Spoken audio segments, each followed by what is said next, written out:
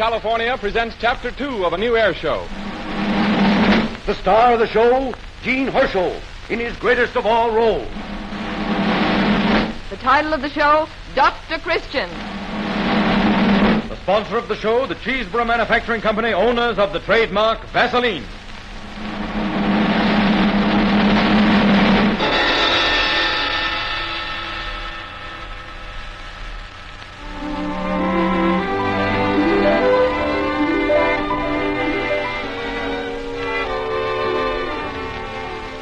For years, Jean Hersholt was one of the outstanding character actors of pictures. Then came the day that he was assigned to the part of the country doctor in the 20th Century Fox production of that name. And Jean Hersholt became one of the foremost stars of Hollywood. It gives us great pleasure to be able to bring to you the extraordinary gifts of this great artist in the kind of role that made him famous and that he made. As Paul Christian, the doctor of River's End, Jean Hersholt has in store for you many hours of absorbing, heartwarming drama to high-spot your Sunday afternoons this winter. We take you now without further delay to the doctor's office, where the irrepressible Judy Price, his secretary, is typing a letter. Dr. Christian is just returning from his morning calls. Any phone calls while I was out, Judy? Mrs. Ross, she said you got the medicine okay. That's fine. And Charlotte Dixon, she's coming over to see you. Oh, did you read what it said about her in the Enterprise this morning? No, I haven't had a chance to look at the paper. Well, listen to this. Local poetess wins acclaim. Mrs. Steve Dixon, whose verses have appeared from time to time in the Enterprise, has received national recognition with her poem, Penelope, which appears in the current issue of the New Arts magazine. Well, how nice. According to the editor of the New Arts magazine, Mrs. Dixon strikes a new and unique note in American poetry. There's part of the poem printed here, too. Listen to this and tell me if it gives you a lift. Penelope with tear-dimmed eyes watches the mocking sea. No sail appears, bringing her loved one back. A gray expanse, as empty as her heart. A mist-filled wind, as bitter as her tears. Well, say, now, that's pretty good. Hello, Dr. Paul. Hello, Judy. Hello. Oh, hello, Charlotte. Come in. You're just reading your poem. Pretty nice breaking into print this way. Oh, did you like it? Well, I thought it was wonderful. But, don't you think you should have made it rhyme? Oh, but I write free verse. Oh, don't do that, Charlotte. If it's good enough to be printed, it's good enough to be paid for. No, you see, free verse, Doctor, is the new form of poetry. And modern poetry is an expression of emotion. Something which reflects the poet's mind. Oh, you mean it's blank verse? Well, But then I guess I don't know much about modern poetry. No one does. It's in a transitional state, emerging from obsolete, decadent forms as a butterfly bursts from its chrysalis. Huh? Yes, I see. But what I came in for, may I talk to you for a moment in private? Why, sure, Charlotte. Come on in here. Oh, Judy, when you finish those letters, will you leave them on my desk? Sit down, Charlotte. I hope there's nothing wrong. Oh, I'm not ill or anything like that. It's simply that you're the only man I know well enough to turn to. I want your advice. Dr. Christian, I've decided to get a divorce from Steve. Oh, so? Well, aren't you a little surprised? Oh, I don't know. I wouldn't blame a woman for divorcing a man who beats her. Dr. Christian, you know very well Steve has never even spoken a cross word to me. No, not when he's sober, when he's drinking, you know. He doesn't drink. Oh, I begin to see now. Another woman. But it isn't. No? Of course not. Steve wouldn't look at another woman. Sometimes I wish he would. Well, if it isn't wine and it isn't women, what does he do? Sing in the bathtub? Dr. Christian, I'm serious. Well, I'm only trying to find out what's the matter with Steve. There's nothing the matter, exactly.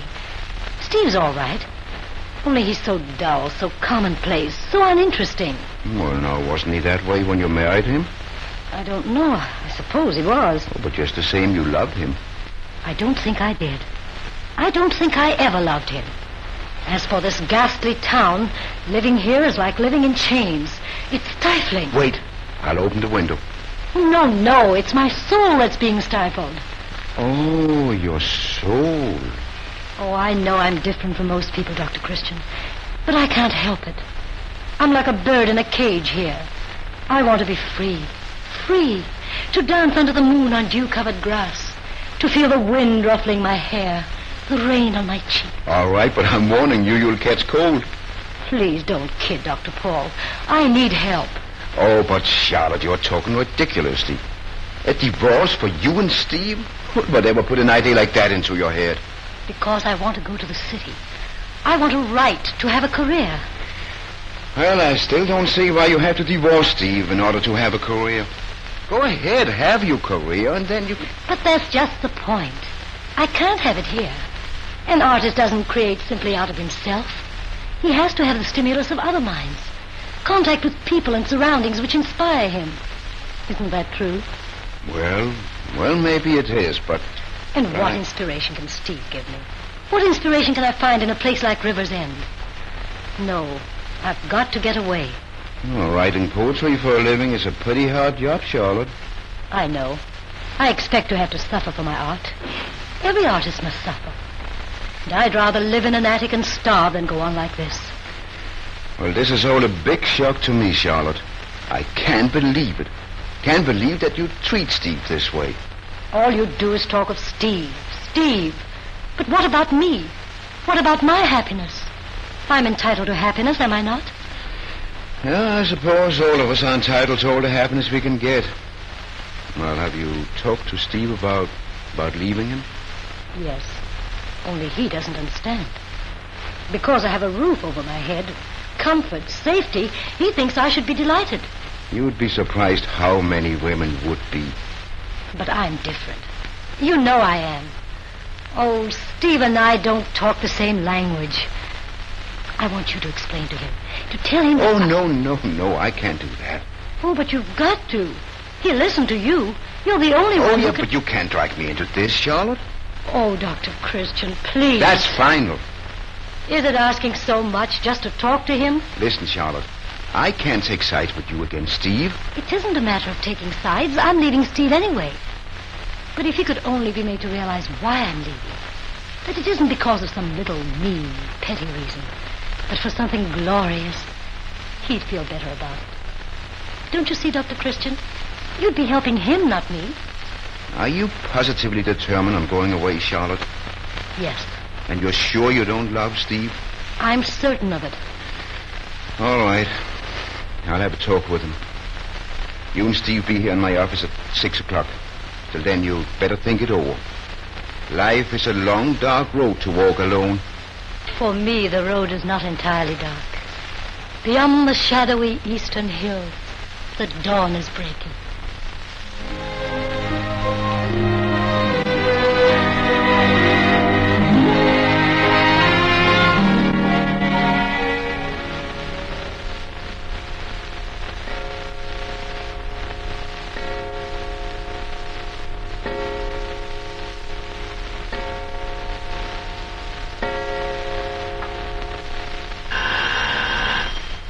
Just a minute.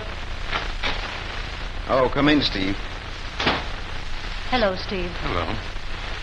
Oh, sit down, won't you? Thanks, Doc. I guess you know why I asked to drop in. Charlotte has told you that she wants to get a... Oh, Doc, that's silly. I don't get what it's all about. If I've done something... I've told you you haven't. No. Neither of you has done anything except to be born human beings with emotions and feelings that don't always behave the way you'd like them to behave. But if she's sore at me, there must be... Now, look, Charlotte. Is it because I play pool on Wednesday evenings? If it is, I'll give it up. I don't think that you... Don't be absurd. Well, then... It's simply that we're not spiritually mated, Steve. We're not on the same intellectual plane. Oh, yeah, I know I'm kind of a dumbbell, but if you want me to, I'll study up. I'll get some good books and... Oh, you haven't the slightest idea what I'm talking about. It's this way, Steve. You and I are just ordinary people. But Charlotte is different. She has talent. She wants a career. She feels that it's the only way she can find happiness. Well, you want her to be happy, don't you? Oh, of course I do, Doc, but it seems to me that she likes to go to the city, and she likes to live in an attic, and... But she doesn't have to go to the city. We've got an attic right in our house. I'll fix it up for her. I'll put in some wallboard and a radiator. It isn't exactly that kind of an attic. Charlotte is an artist. She has to suffer for art. Oh, she can suffer at home and be a lot more comfortable. Oh, what's the use of continuing this? Steve, I've tried every way I know how to tell you this, without saying it in so many words. I didn't want to hurt you, but I'm afraid I'll have to. I just don't have any feeling left at all for you. Oh, no, honey. Don't touch me, please. But, Charlotte, won't you tell me what the trouble is? I just told you. I don't love you. Why? Why? There must be a reason. Love doesn't go by reason. You can't argue with your heart. I don't, that's all. Well, yes, I get it now. It's one of those things that can't be helped, Steve. Charlotte wants you to give her freedom. I don't think you'll stand in her way, will you? No. It's all right, Doc. I won't stand in her way. I think it would be a good idea for Charlotte to see a lawyer. You know, not here, but in the city where it can be handled quietly. I'll go tomorrow. And Steve, you... Dr. Christian, What is it? there's been an accident. Oh, an accident? A girl ran off the road in her car. Roy Davis and Amos Plum are bringing her in. All right, Amos. I'll bring her right in my office, will you? Here, just lean on me. Her car hit a stump, Doc. Don't seem to be much damage done, but... I'm really all right. Take it easy. I can walk, Doctor. All right. That's it. Come right along. Judy, you stay here, will you? And the rest of you, wait outside. How did it happen? I don't know. Amos here. Yeah, I was going along the river road on my motorcycle, and I saw this car off the road up against a stump. Well, I took a look, and there she was, slumped down in her seat. Fainted. She must have fainted at the wheel, and the stump stopped the car. Yeah. Well, I picked her up and started for Doc's office, and on the way I met Roy. I wonder who she is. I got her name off her driver's license. It's Barbara Powell. She's a girl with money and breeding, judging from her clothes. Yeah, and a swell looker, too. Didn't mind carrying her in my arms at all. Did you leave her car there? I had to. It'll be all right. She must have been driving through to the city. A person like her certainly wouldn't find anything in this town to stop for. Except the stump, maybe. Just a little shaken up, that's all. Oh, you're mighty lucky that it wasn't worse. I guess I am, Doctor. And this fainting spell, you say you never had one before? No, never. How long are you going to stay in River's End? Oh, I planned to stay for several weeks. It's such a beautiful town. Good. Well, then I would suggest that you drop in and see me in a day or two. And don't try to drive your car anymore this evening. Constable Plum here will take you to where you're going. Say, I'm sorry, Doc, but I just got my motorcycle. And I left my jalopy home in the garage. Oh, well, what about you, Steve? Your car's right outside, isn't it? Couldn't you see the young lady to her friends? Doc, I'll take her. Well, thank you, all of you. I'm sorry I've caused so much trouble. No trouble at all, Miss Powell. Well, good night, Doc. Night, Doc. Good night, and thank you again. Good night, and try to keep out of smash-ups. I will. I'll come back for you, Charlotte. You needn't. I know the way home. Oh, Charlotte. Hey, Steve, you coming? Yeah, I'm coming. Well, Charlotte, it's all settled now. You'll soon be free. Happy? Wonderfully happy. Now at last I can begin to live. I hope you didn't mind me asking Steve to try Miss Powell. Why should I mind? I'm sorry for her, that's all. He'll bore her to death.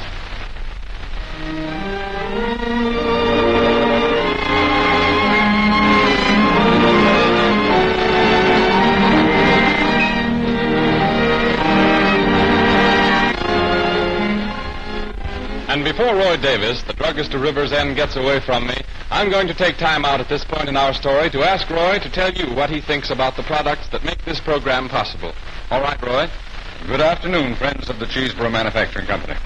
And I know there are millions of you because Vaseline products are the kind of preparations that make friends everywhere.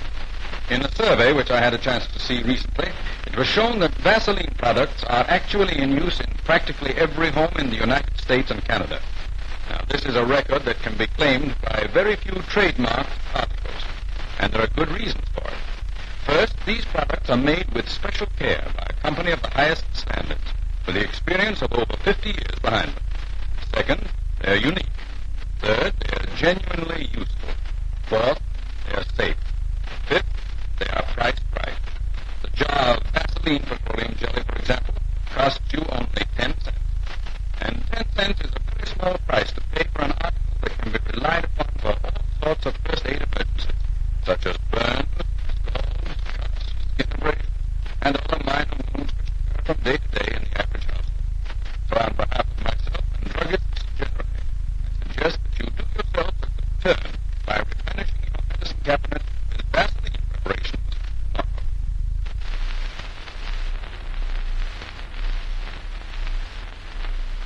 Thank you, Roy Davis.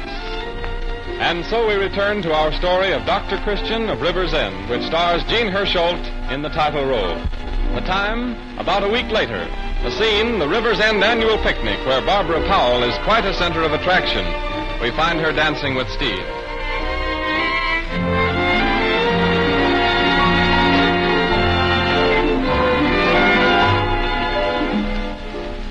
I suppose this is a pretty tame affair for you, Miss Powell. Tame? Why? Oh, I don't know. After you've lived in Paris and New York and really seen things, well, the River's End Merchants Picnic must seem kind of silly. I don't think there's anything silly in people enjoying themselves, whether it's in Paris or River's End. You're certainly different from what I thought you'd be. What did you think I'd be? Oh, I sort of figured you'd be a little uppity and, well, you're just natural. Disappointed? Gosh, no. Oh, what's that little blue pennant mean? The one they've just put up over the orchestra stand. Oh, say, that means I'm lucky. Lucky? Mm-hmm. The pennant's a sign that this is a prize dance. And I'm lucky I've got you for a partner. Oh, mercenary. Oh. So you just wanted me to dance with you so you could win a prize. Well, for that I'll dance very badly. Oh, no, honest, I didn't. The fact is, I didn't know it was going to be a prize dance when I asked you. The fact is, you didn't even ask me. You practically carried me off bodily. Well, with that crowd of fellas around you, I had to. You're not peeved about it, are you? Gosh, no. You know, it seems like we've known each other for years. And let me see. It's been less than a week, hasn't it? It was a week ago last night that I drove you home in my car. I remember you had on a blue dress and a little black hat. And my hair was all mussed and my nose shiny and I looked a fright. No, I don't remember that. You have the most marvelous memory in the world. No, you're wrong. I'm dumb. Ask anybody. I think we're both a little dumb. The music stopped and here we are, still dancing. Let's go to the judges' stand. Oh, I forgot. The prize. Think you're going to get it? Prize or not, I'm still lucky. Hi there, Doc. You ought to be dancing. This is the prize dance. Oh, no, I'm going to sit this one out. Dr. Christian, Oh, hello, Charlotte. I thought you were in the city. I just got back. Everything is arranged. Good. I think you're going to be much happier, Charlotte. And Steve, too. Why, what do you mean? Well, aren't you going to be happier? Why, yes. Yes, of course I am. Only Well, now that Steve has had time to think it over, I'm sure he feels much better about it. Yes, he must. Huh? Oh, don't think I didn't notice him dancing with that Powell girl. Very interested in each other they were, too. I don't understand what she sees in him. Oh, no, don't pay any attention to what people says about Steve and Barbara Powell. What they say? What, who says? Why, nobody. I meant about them dancing together. Well, they probably just met here at the picnic. Don't worry. I'm not interested in the Powell girl. She means nothing to me. Nothing. Neither does Steve. If he wants to make a fool of himself, he can go right ahead.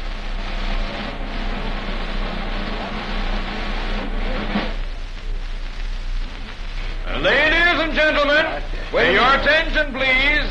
Quiet, please, quiet.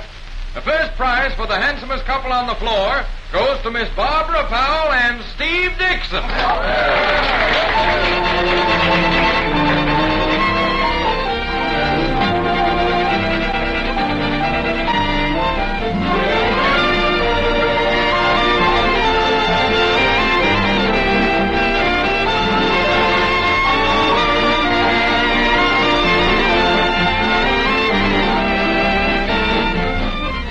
And right here, may I say that no small part of Miss Barbara Powell's charm is her brown, curly head, every hair of which shines with a luster of natural health. Crisp, vital hair grows only on scalps that are both clean and healthy. If you are having trouble with your hair, try this health-giving treatment. Each time before you shampoo your hair, give the scalp a thorough massage with Vaseline Hair Tonic. Part the hair lock by lock and apply the tonic directly to the scalp with a bit of cotton. Then use a rotary motion of the fingertips like that you use in creaming your face. The scalp will loosen up, begin to tingle, grow pink with the friction and the increased flow of blood to the hair roots. After the massage, shampoo your hair as usual. And for a final grooming, apply a tiny bit of Vaseline Hair Tonic, either with the palms of the hands or an atomizer. Stage beauties are among our most regular customers. Every girl is taught as part of her training in makeup to spray Vaseline Hair Tonic on her hair to give it that halo look under the lights. Try it yourself next time you go to a dance. Vaseline Hair Tonic comes in two sizes at 40 and 70 cents and can be purchased in any drugstore.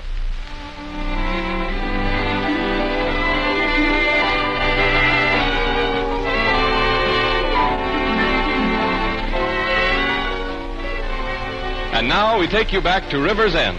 The time is a week later in the afternoon, and the scene is laid in Dr. Christian's office. Any phone calls, Judy?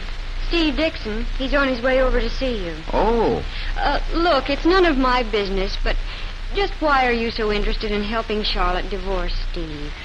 Well, now, Judy, it's this way. Charlotte is ambitious. She wants a career. She wants to go to the city and start writing. She'll start writing soon enough. Writing home for money. Oh, you're mistaken, Judy. Charlotte has talent. Who says so? She does. She has something down deep inside her that burns and throbs. That isn't talent. That's heartburn. Oh, no, you take this too lightly. Charlotte is willing to make a big sacrifice for her career. Charlotte's always willing to make a big sacrifice, as long as she sacrifices someone else. What she needs is a good spanking. Oh, it won't be all roses for her. She's going to be hurt, too. Yes, but not in the right place. I went to school with Charlotte, and she's not the Dr. Christian, I've got to see you. Speak of the etc., etc. Why, of course, Charlotte. Judy, I'll be busy for a moment. Come in my office, Charlotte. Close the door, please. All right. Charlotte, what are you so excited about? Nothing's going wrong with the divorce? I don't want a divorce. What? What's that? You don't... It's all been a mistake. A terrible mistake. I've been thinking it over. Well, now, here, you're letting your emotions run away with you. Well, I'm surprised. You're not an emotional type. You're intellectual. What's happened? I've decided I can write poetry at home. I don't have to go... Now, wait. We've already discussed all that. An artist has to have contact with people and surroundings which can inspire him. You can't get that here. And you know how uninspiring Steve is. I don't care. She's not going to get rid of me that way. Get rid of you? Well, who's trying to get rid of you? That Powell girl. You know perfectly well she's interested in Steve. You can't fool me. Charlotte, Barbara Powell is a wealthy, sophisticated young woman. Steve wouldn't appeal to her. I tell you, I know what I'm talking about. She's an adventuress. She came to River's End and we took her in and then... And then she took you in, huh? Well, she won't get away with it. You wait and see. Well, I'm disappointed in you, Charlotte. Deeply disappointed.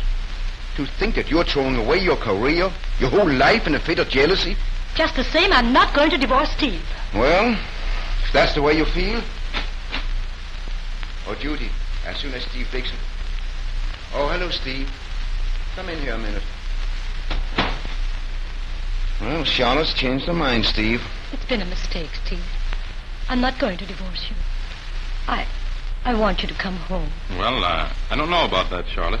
You don't know. You see, I've made other plans. Oh, you can't be in love with that Barbara Powell. You just can't. There's no reason. Love doesn't go by reason, Charlotte. You can't argue with your heart. Oh. Now, please, Charlotte, you mustn't. I don't know. Well, what I want to say is... Yes, Charlotte. Steve doesn't want to hurt you, but you know he might be as tired of you as you are of him. I don't care if he is. She's not going to have him. I won't let him go. Now, hold on. That isn't fair. What about his happiness? He's entitled to happiness the same as you are, or anyone else. Are you going to stand in his way? Yes, I am. Well, I've tried to help you, and this is the way it turns out. Oh, I know. It was all my fault. You wrote a poem once about Penelope. So I suppose you know the story of Penelope. She let her husband go away from her, and she had a hard time getting him back. Well, I wish you luck. Oh, Steve, you understand, don't you? Sure. I was a long time getting it till you told me in words of one syllable. But now I understand perfectly. You don't love me. Oh, but when I said that, I'm hoping that now I've found someone who does. And what's more, she doesn't care much for poetry. Oh, how can you treat me this way? And she likes River's End. In fact, she's crazy about it. It doesn't stifle her at all. And she thinks the people here are swell. Oh, Steve, if you'll only give me another chance. I'm sorry, Charlotte, but from now on, I'm going my own way, along my own road. Yes, it's like I've read somewhere. And beyond the shadowy eastern hills, the dawn is breaking. Goodbye, Charlotte. No, Steve. Wait. Now, what's the use? We can never make a go of it. We're not on the same intellectual plane. Oh, I can't keep this game up. I'm no good at it. I don't love Barbara Powell at all. Only you. Steve. Oh, darling. Steve. Charlotte. Well, it looks like I'm not wanted in here.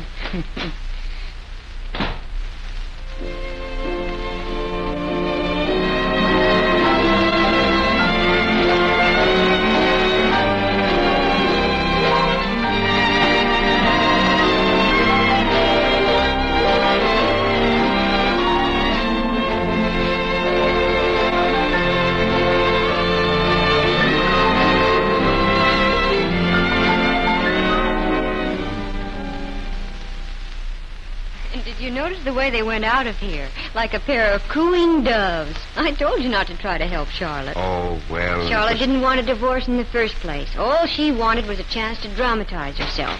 She thought Everybody at home? Oh, hello, Barbara. I just dropped in to say goodbye. Well, I see you kept out of a smash-up. Sit down and get your breath. No, I haven't got a minute. I'm driving back to town, and I want to get there before dark. Oh, too bad you're going. It's been nice having you with us. And I've had loads of fun. I'm glad you sent for me. What? Do I qualify as siren number 1, Dr. Paul? You go to the head of the class. You've no idea what a hard time I had getting Steve Dixon to take me to that picnic and keeping him with me when he saw Charlotte was there. And you have no idea what a hard time I had getting him to put up a little bluff this afternoon. Say, what is this anyway? Well, I left my motor running, so goodbye. Goodbye. Goodbye, Barbara. And thanks. I'd say drive over and see us again sometime. I will. So, you sent for her, Well, And this whole business about Steve falling for her was a frame-up, simply to give Charlotte something to think about. Oh, now, I wouldn't exactly call it a frame-up. I only... Dr. Christian, you're a faker. Now, I understand that, Judy. I'm a scientist, and I've just discovered a remarkable anatomical fact. What fact? That there's more than one place where you can spank a person.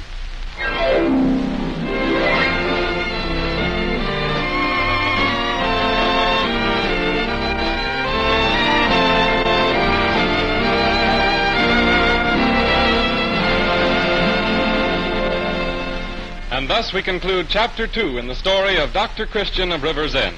But lest we give you the impression that all young women are dissatisfied at home these days, listen to this one. I'm one of millions of girls who live at home and keep house, and like it. One thing I promised myself when I married, I would never get to look like a household drudge, even if I do all my own work and take full care of the baby. 2 of my greatest chores are washing the dishes 3 times a day and laundering the baby's things. Both of them so hard on the hands. So I bought an extra jar of Vaseline jelly, which I keep right on the shelf over the kitchen sink. The minute I'm through with the dishes, I rub some into my hands. I find it soothing and healing. The red wrinkle look soon disappears. My cuticles stay smooth. My nails are no longer dry and brittle. This is a very easy home remedy for dry, chapped, rough hands. And cheap, too. Only 10 cents a jar. Do take a tip from me and try it. Thank you, young lady. When you purchase Vaseline products, look for the trademark Vaseline on the package. If you don't see it, you are not getting the genuine article. Prices mentioned on this program apply only in the United States. Next Sunday at this same time, the makers of Vaseline preparations will present Chapter 3 in the story of Paul Christian, the Doctor of River's End, with Jean Hersholt in the title role. Jean Hersholt appears on this program through the courtesy of 20th Century Fox. And by the way, if you haven't seen the new 20th Century Fox picture, Heidi, in which Jean Hersholt appears with Shirley Temple, you have a treat ahead of you. It is now showing at theaters everywhere. This is Arthur Gilmore bidding you good afternoon for the makers of Vaseline preparations.